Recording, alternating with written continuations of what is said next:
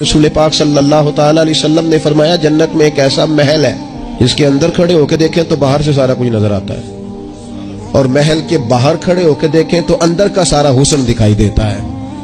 تو حضور توجہ دلاتے تھے تو صحابہ میں شوق پیدا ہوتا تھا، یا رسول اللہ کس کو ملے گا؟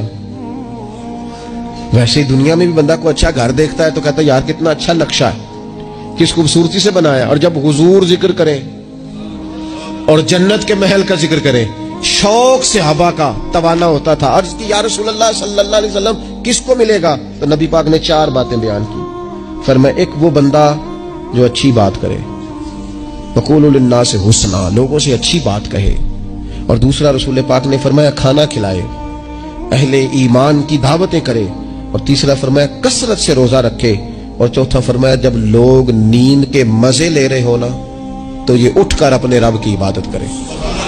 ساون کی کالی راتوں میں جب بوندا باندی ہوتی ہے وہ راتوں کو اٹھ اٹھ روتے ہیں جب خلقت ساری سوتی ہے، اور فرمایا جب لوگ خواب خرگوش میں ہوں، نیند کے مزے لے رہے ہوں، تو رب کے بندے اٹھ کے اپنے رب کو یاد کرتے ہیں۔ والذین یبیتون لربہم سجدا وقیاما، یہ 4 چیزیں جن لوگوں میں پائی جائیں حضور فرماتے ہیں انہیں وہ عالی شان محل ملے گا جس کی تعریفیں گویا خود رسول کریم نے بیان فرمائی ہیں۔